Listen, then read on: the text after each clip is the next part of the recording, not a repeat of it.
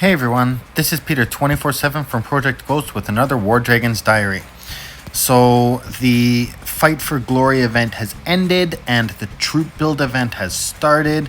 And yesterday, like I said I was going to do, I finished off my building. So as you can see here, there is nothing else that I can do. So I'm going to stop. I do not think it is productive for me to continue building and go crazy trying to build more because everything is already level 125.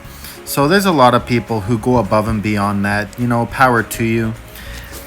I honestly don't. I try to minimize the amount I do have to spend on the game. So this is where I stand. All of my farms are 125. This mage tower's almost 125. And my 3 kill islands are 125. Next fortification event, there shouldn't be any new levels being released. That is the time that I'm going to try to build up to another kill island. And we'll work from there. So let's just see how things progress. Now, in receiving the last prize, I did save a gift for you. You can all see my 13 platinum chests being opened, and hopefully in opening those, we'll open up an additional 8.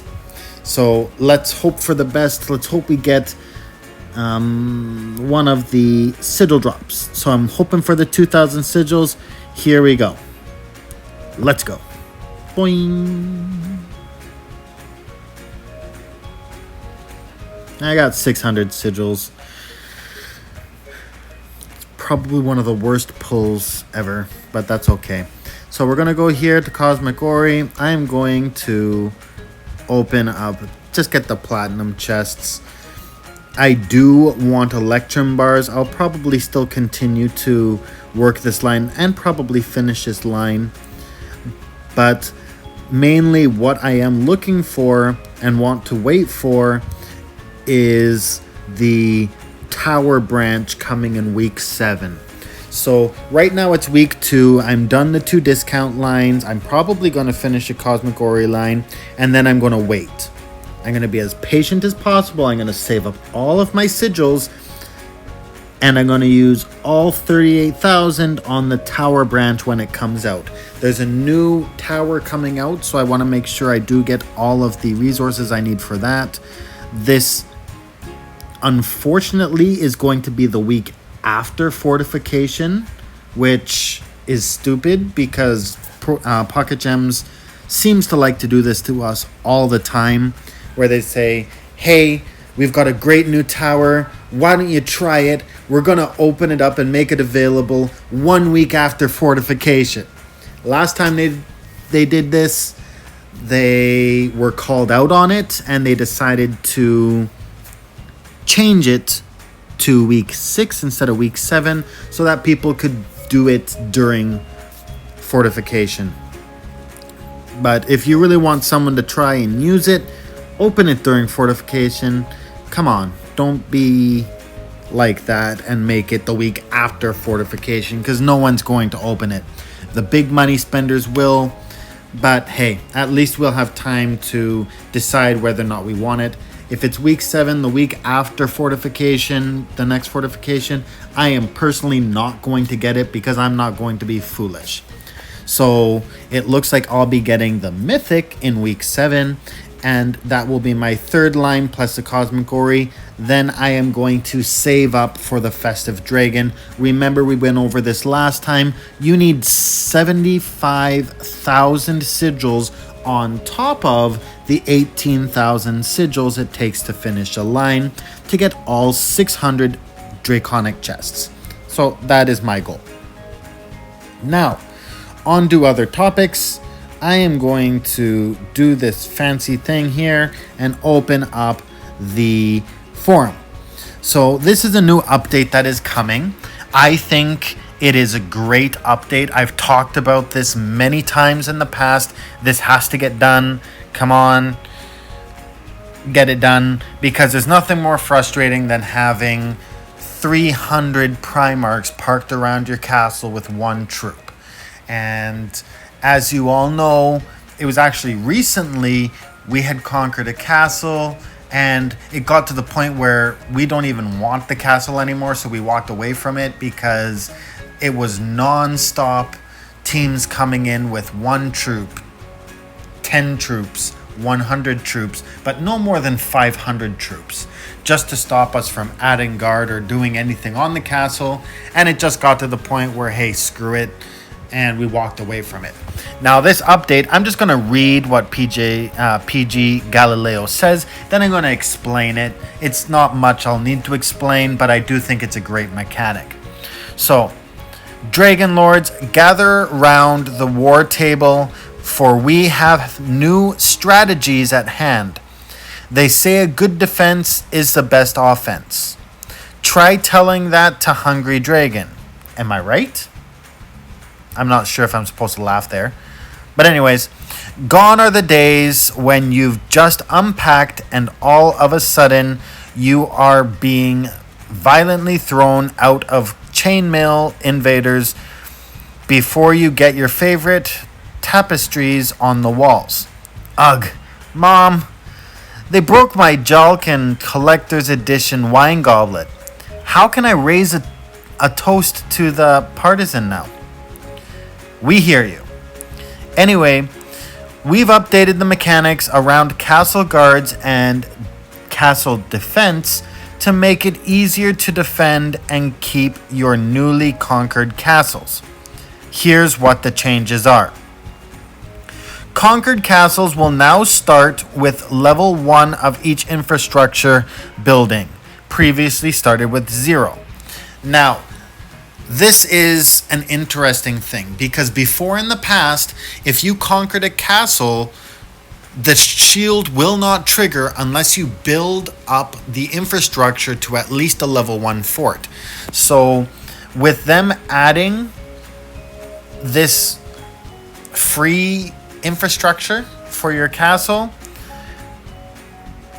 when you conquer a castle, you don't have to worry about anything. If they hit it enough, they will trigger the bubble, which is actually usually what I like to do. One of the reasons, if it's a level 2 castle and I just conquered it, I'm going to wait about an hour and then let it bubble, because after it hits that 24-hour threshold, anything on that castle that comes to attack us or park on it so we can't build guard or whatever the case may be is going to be 100% glory.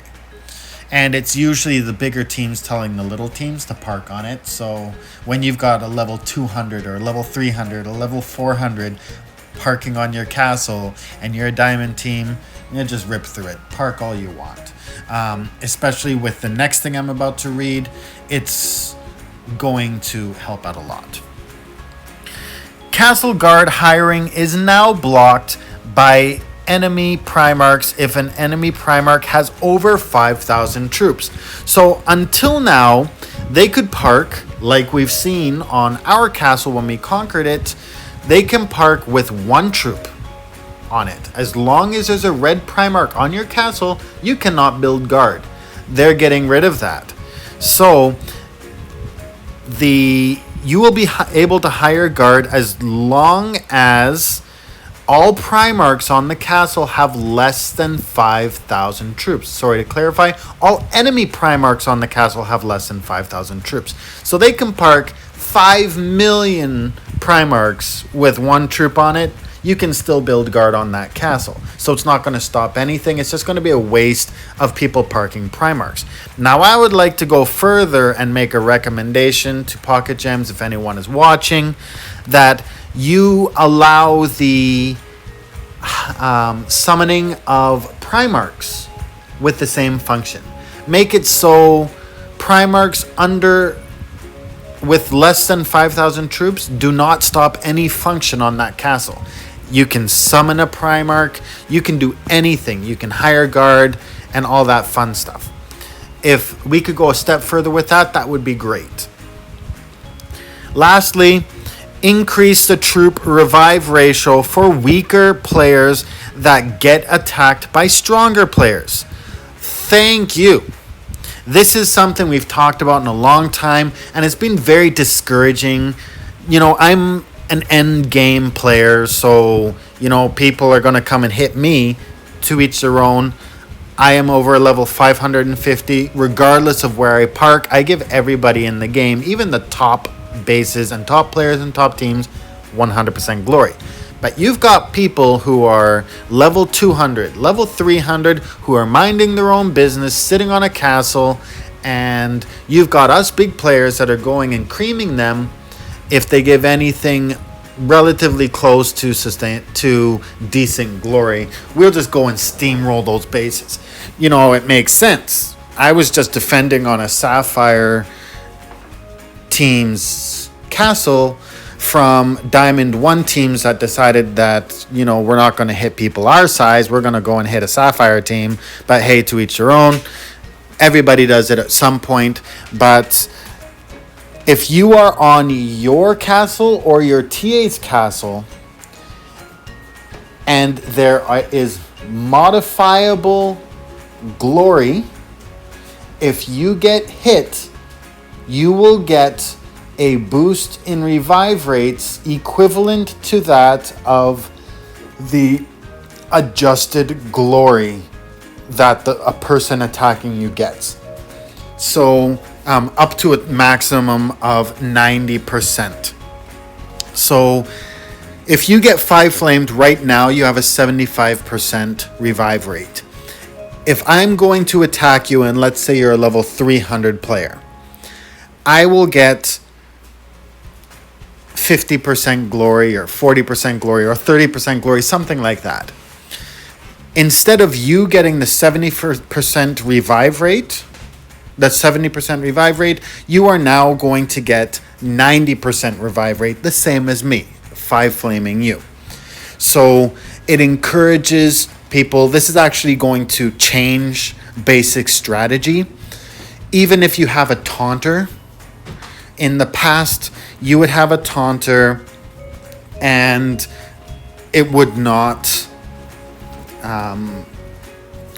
drawing attacks of the bigger players was actually not really strategic. But now, to avoid people or big teams coming and bullying you and picking off your big players and doing all that fun stuff, now you'd be able to utilize your smallest players to cover your castles. It actually makes sense. Please note, I believe this is only for level 2 and 3 castles, because it does say here the buff is scaled by the glory penalty the attacker has. And since there's 100% glory on level 4 and level 5 castles, it leads us to believe that this only is applicable to level 2 or level 3 castles. So if you have a castle and you're a smaller team, don't use your biggest players to cover your castle, because if they're over level 550, you give everybody 100% glory.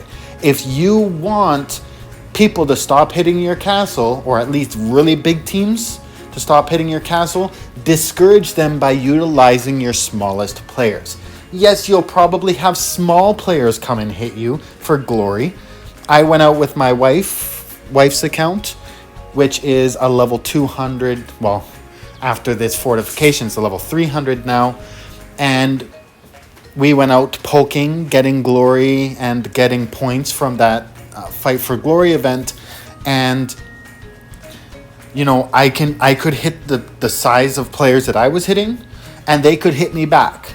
It was fair, it was fun, it was a true race. Can I beat them before they counter-snipe me? And it's not like it's a level 600 player attacking a level 300 player. I can get through their base, they can get through mine because I was only level 300. This is the kind of thing that we want to see, people. So I think this is a good step in the right direction. Big players will be less likely to come because you're going to get full revive rates even if they do, and they're going to be getting crappy glory. I hope that someday PG will implement the opposite of this, where if you have a glory penalty to you, your revive rate decreases, which would be awesome. Would fix a lot of issues with mega alliances as well, but that's another conversation for another day. I think this is a good step in the right direction. So, strategy for protecting your castle is going to be different. You want to be using smaller players to do so. Once again, they'll get 90% revive rate on most people that could steamroll your base or steamroll your castles. But when people come in that would get 100% glory on your bases, they'll be a size that you can manage at your team's level, if you get what I mean. So strategy is going to change. I think smaller teams should utilize this. Reach out to people. Talk about people, about assignments, how to set up your castles for success. Figure it out. Make a plan. Make it happen. Protect your castles. Lastly, we'll be rolling this out soon, and we'll keep an eye on how the changes affect the gameplay and continue to tweak as necessary. Please give the changes some time to take effect so you can fully experience them, and then return to the forums or submit tickets telling us what you think. Yours truly, the WarDragons team. So I actually think this is good. I think it's in the right direction.